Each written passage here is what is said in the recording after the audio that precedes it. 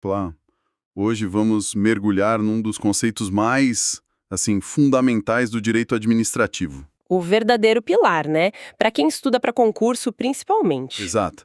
O princípio da segurança jurídica. Mas o nosso objetivo aqui não é só repetir a definição do livro. De jeito nenhum. A ideia é explorar uma tensão que existe aí no centro de tudo. Isso.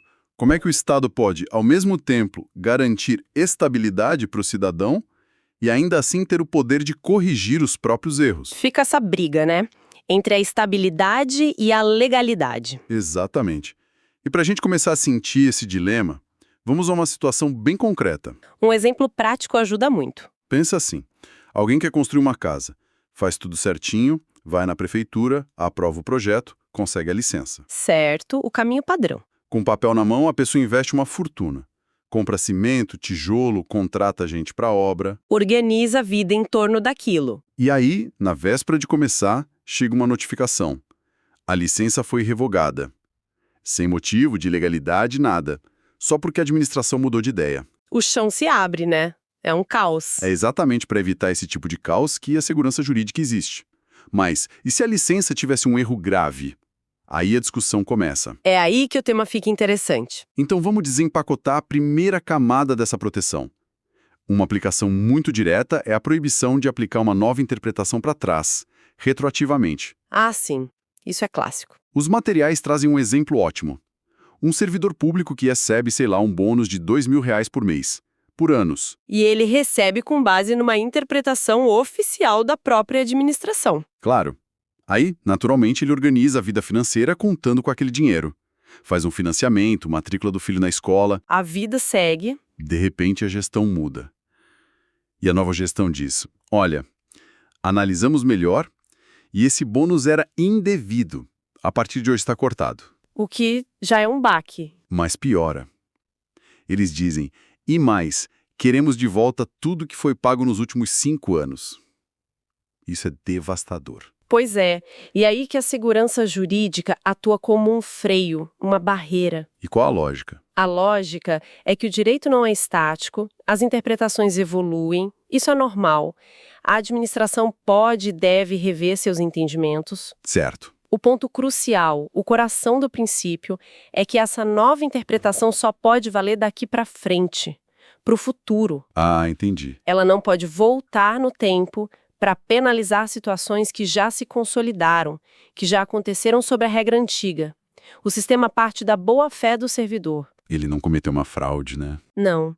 Ele recebeu valores que o próprio Estado dizia que eram devidos. Proteger essa confiança é essencial. Entendi. A proteção é contra a mudança da regra no meio do jogo para coisas que já passaram. E essa ideia de proteger o que está consolidado me leva a 3 conceitos. Figurinha carimbada em prova. Direito adquirido, ato jurídico perfeito e coisa julgada. Confesso que a linha entre direito adquirido e expectativa de direito às vezes é meio... É tênue, sim. É uma dúvida muito comum, mas o exemplo da estabilidade do servidor ajuda a deixar tudo bem claro. Vamos lá. Imagina que hoje o Congresso aprova uma emenda constitucional que acaba com a estabilidade. Ok. Agora, pense em 2 servidores. O primeiro ia completar os 3 anos para ser estável amanhã, um dia depois da emenda. Nossa, que azar. Ele perde o direito. Sim, perde. Porque até aquele último segundo, o que ele tinha uma expectativa de direito. O direito em si não tinha entrado no patrimônio dele ainda. Brutal por um único dia. Exatamente. Agora, o segundo servidor, ele completou os 3 anos ontem, antes da emenda. Para ele, a estabilidade já é um direito adquirido. Ah, para ele já era. Já era. O direito nasceu, já faz parte do patrimônio jurídico dele, a regra nova não pode retroagir para tirar isso dele. Essa é a diferença. Expectativa é a chance de ter. Direito adquirida quando você já cumpriu tudo que a lei da época pedia. Perfeito, é isso. Isso clareia muito. E o ato jurídico perfeito e a coisa julgada? Esses são mais diretos. A coisa julgada é tipo carimbo de assunto encerrado do judiciário. Uma decisão final que não cabe mais recurso, fim de papo. Para garantir a paz, né? Isso. E o ato jurídico perfeito é um ato que foi feito de acordo com a lei que valia na época. O exemplo da casa de 3 andares é ótimo. Sim. Se alguém construiu a casa quando o plano diretor da cidade permitia, e anos depois uma lei nova limita as construções a 2 andares, a casa dele está protegida. Ele não precisa demolir um andar. De jeito nenhum. A construção foi um ato jurídico perfeito sobre a lei antiga. A lei nova vale para as novas construções daqui para frente. Ok, então a gente tem várias ferramentas para criar essa estabilidade. Mas e quando o próprio judiciário era uma fonte de instabilidade? Boa pergunta. Eu lembro de uma época em que o STF tinha uma posição, mas os juízes lá na primeira instância e a própria administração podiam simplesmente ignorar, E decidiam de forma totalmente diferente. gerando uma confusão enorme no país inteiro. Esse era um problema crônico de insegurança jurídica. A solução para isso foi uma das reformas mais importantes do judiciário, a criação da súmula vinculante. Que mudou tudo. Mudou tudo. Antes dela, as súmulas dos tribunais eram meras orientações, um conselho de peso, mais um conselho. Não obrigava ninguém. Ninguém. Com a emenda constitucional, o STF ganhou o poder de criar súmulas que, como o nome diz, vinculam. Elas têm força obrigatória para todo o resto do judiciário e para toda a administração pública. Isso traz previsibilidade, né? Gigantesca. Se tem uma súmula vinculante sobre um tema, já se sabe qual vai ser a decisão, do Oiapoque ao Chuí. Faz sentido. E a passagem do tempo? Ela também parece ser um fator crucial para a estabilidade. Todo mundo já ouviu a frase "a dívida caducou". Exato. Nos materiais tem até uma analogia militar divertida, a da dispensa sorvete. Eu adoro essa. Se o soldado ganha uns dias de folga e não usa logo, o direito derrete, ele perde. A ideia é que o tempo consolida as coisas. É exatamente essa a função da prescrição e da decadência. Os dois institutos trabalham com a ideia de que as situações não podem ficar em aberto para sempre. Tem que ter um ponto final. Tem que ter. A administração tem um prazo para punir um servidor que cometeu uma infração. Se ela não age nesse prazo, ela perde o direito de punir. Prescreveu. E a decadência. Mesma lógica. Se a administração pratica um ato que pode ser anulado, por exemplo, e não faz isso dentro do prazo que a lei dá, ela perde o direito de anular. Ocorre a decadência. O tempo aqui é um agente da segurança jurídica. Certo. Então o sistema tem todos esses escudos para proteger o cidadão, para criar estabilidade. Mas isso não pode ser uma via de mão única, né? Com certeza não. O que acontece quando a própria administração percebe que cometeu um erro grave, que praticou um ato ilegal? Ela fica de mãos atadas para sempre em nome da segurança? Ótima pergunta. E ela nos leva direto para outra face da moeda. O contraponto da segurança jurídica. O princípio da autotutela. Súmula 473 do STF. Exato. Essa súmula diz que a administração tem o poder-dever de controlar seus próprios atos. E esse controle acontece de 2 formas. A primeira é a anulação. Quando o ato é ilegal. E isso nasceu com um vício. A segunda é a revogação, que se aplica a um ato perfeitamente legal, mas que se tornou inconveniente ou inoportuno. Qual seria a diferença na prática? Me dá um exemplo de revogação. Pensa num médico de INSS que consegue uma licença para tratar de assuntos particulares. A concessão da licença é um ato legal, discricionário. Ok. 6 meses depois, explode uma epidemia e a demanda por perícias vai lá no teto.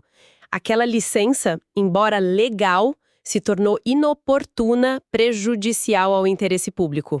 Aí a administração pode revogar. Pode revogar. Já a anulação seria se descobrissem que um servidor foi nomeado sem concurso. Aí o ato é ilegal desde o começo, tem que anular. Entendi.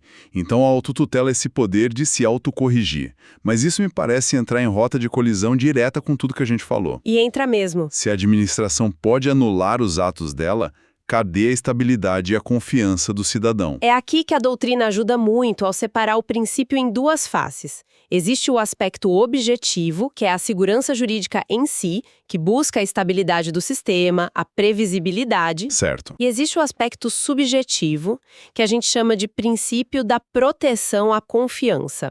Ele foca na perspectiva do cidadão que, de boa fé, acreditou na validade dos atos do Estado. E como isso funciona na prática? O exemplo do agente de fato parece perfeito para isso. É o melhor exemplo. Imagina que um cidadão vai numa repartição, tem um servidor lá na mesa, de crachá, e ele emite uma certidão. O ato parece perfeito. A pessoa confia, obviamente. Totalmente. Meses depois, uma auditoria descobre que aquele servidor tinha um problema formal na nomeação dele. E, tecnicamente, não poderia estar ali. E a certidão que ele emitiu? O cidadão não tinha como saber disso. Ele confiou na aparência de legalidade, na chamada teoria da aparência. Para proteger esse cidadão de boa-fé, o ato é mantido. Ah, então a confiança dele prevalece sobre o erro interno. Prevalece. A confiança dele no Estado é protegida. Ou seja, o sistema faz um balanço. Ele reconhece a necessidade de se corrigir pela autotutela, mas também protege quem não teve culpa, pela proteção da confiança. É uma ponderação de princípios. Vejo como isso seria um prato cheio para a questão de concurso. Vamos analisar algumas?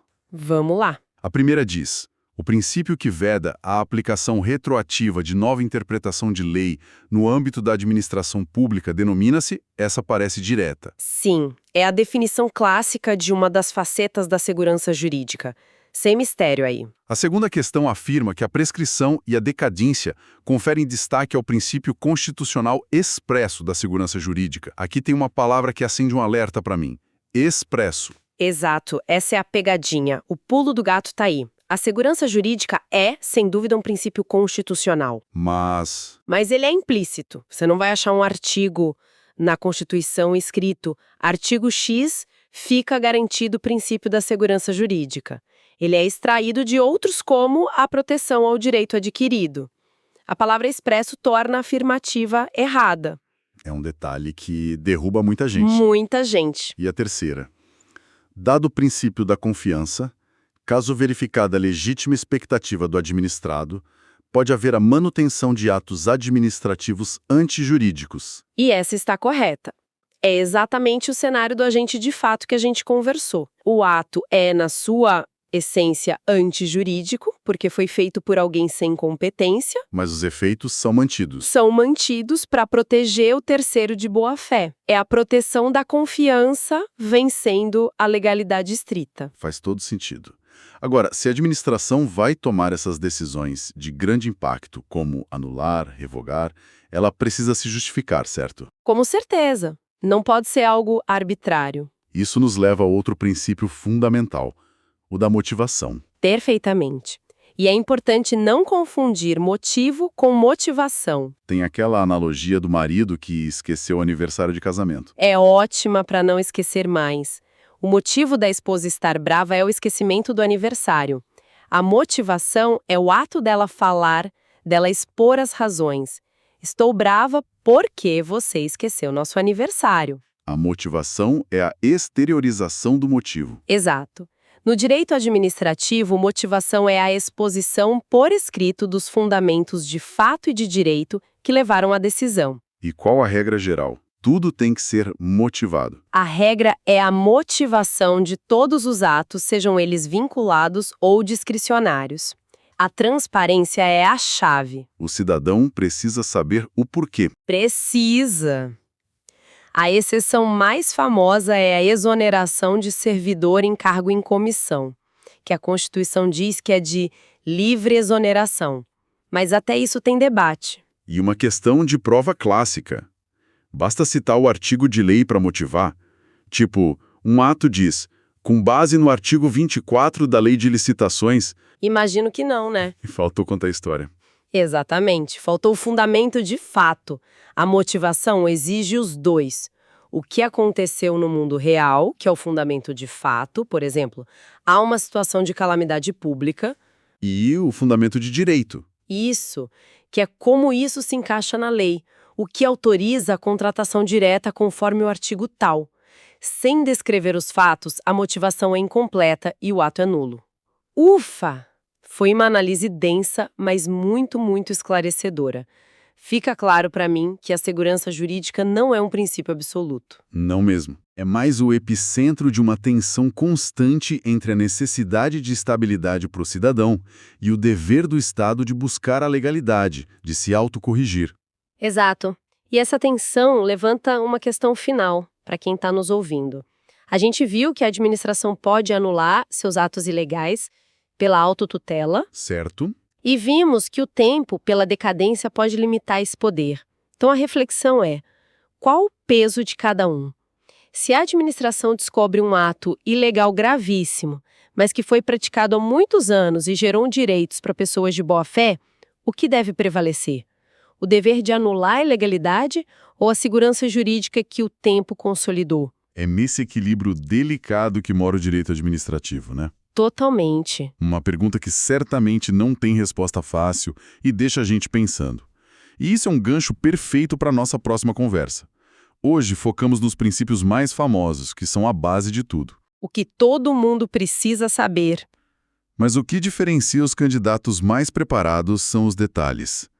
No nosso próximo encontro, vamos explorar outros princípios implícitos que regem a organização do Estado, como os da tutela e da especialidade, e entender a dinâmica de controle específica que existe entre a administração direta e a indireta. Um tema fundamental também. Sem dúvida. Até lá!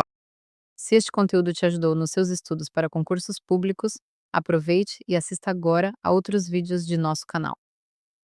Aqui você encontra material gratuito, dicas de estudo e conteúdos atualizados para concursos públicos. Inscreva-se no canal, ative o sininho para não perder nenhuma aula, compartilhe com outros concurseiros e deixe seu comentário com dúvidas ou sugestões. Pode Passar Cast, conteúdo certo para quem estuda para passar em concurso público.